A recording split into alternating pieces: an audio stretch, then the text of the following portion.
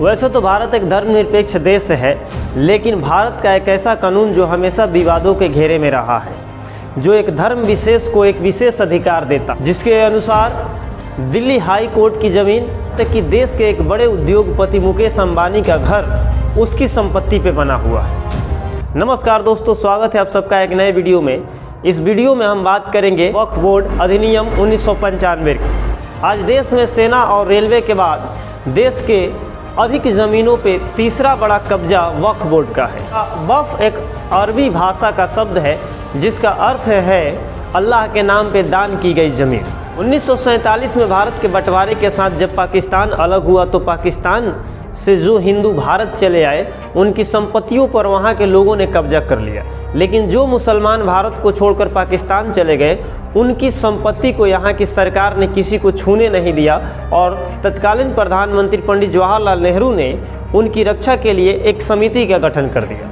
वर्ष 1955 में सेंट्रल वक्फ काउंसिल बना जो उन मुसलमानों की संपत्तियों की सुरक्षा के लिए बनाया गया था, और वर्ष 1995 में इस कानून में संशोधन किए गए, जिसके बाद यह कानून बहुत ही खतरनाक हो गया। इसको आप ऐसे एग्जाम्पल से समझ सकते हैं कि वक्फ बोर्ड में एक सांसद, एक विधायक, एक आईएएस तथा एक वकील होता है।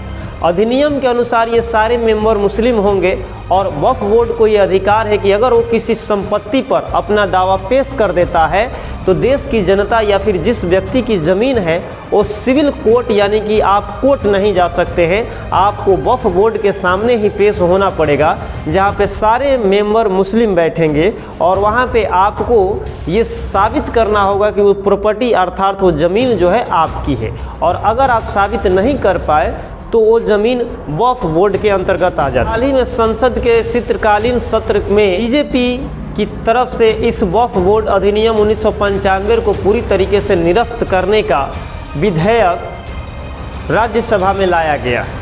आप इस विषय पे क्या सोचते हैं कि क्या ऐसा कानून देश में विभाजन की स्थिति को पैदा करता है? कमेंट बॉक्स में आप अपने सुझाव ज़रूर लिखें।